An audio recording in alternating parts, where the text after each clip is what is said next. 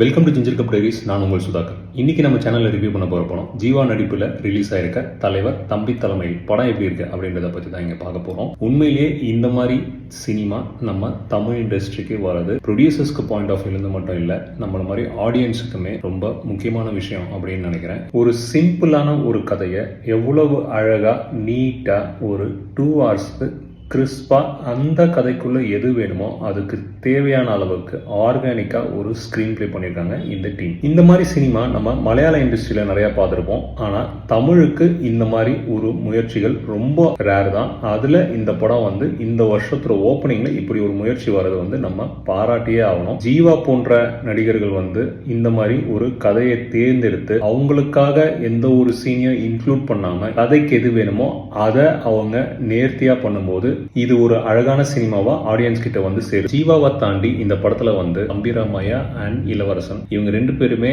அவங்களுக்கு கொடுத்த கேரக்டர்ல அவங்க வாழ்ந்திருக்காங்க அப்படின்னு தான் சொல்லணும். இளவரசனுடைய மகளா நடிச்சவங்களுமே அடுத்த கட்டமா இந்த படத்தை கேரி பண்றாங்க. ஸோ ஓவராலா பாக்குறப்ப இந்த படத்துல ரொம்ப லிமிட்டட் கேரக்டர்ஸ் தான். ஆனா அவங்க எல்லாருமே அவங்களுக்கு கொடுத்த அந்த ரோலை கரெக்டா பிளே பண்ணியிருக்காங்க. கண்டிப்பா இந்த படத்தை நம்ம தியேட்டர்ல போய் ஃபேமிலியோட என்ஜாய் பண்ணி ஒரு ஃபீல் குட் ட்ராமாவா இந்த படத்தை பார்த்துட்டு வர மாதிரி தான் இந்த டீம் பண்ணியிருக்காங்க. 2 பக்கத்து வீட்டுக்காரங்களுக்கு இடையே நடக்கிற ஒரு நல்ல விஷயம் கெட்ட விஷயத்த அந்த 2 வீடும் எப்படி அணுகுறாங்க. எப்பவுமே நம்ம ஒரு பிளான் போட்டா நமக்கு மேல இருக்கவங்க ஒரு பிளான் போடுவாங்க அப்படின்னு சொல்லுவாங்க. கிட்டத்தட்ட அப்படி ஒரு கிளைமேக்ஸ்ல தான் இந்த படத்தை கொண்டு போய் முடிக்கிறாங்க. பொங்கல் ரிலீஸ் இல்லாம தள்ளி வந்திருந்தா கூட இவ்வளவு ஒரு ஆடியன்ஸ் புல் இந்த படத்துக்கு கிடைச்சிருக்குமா தெரியல.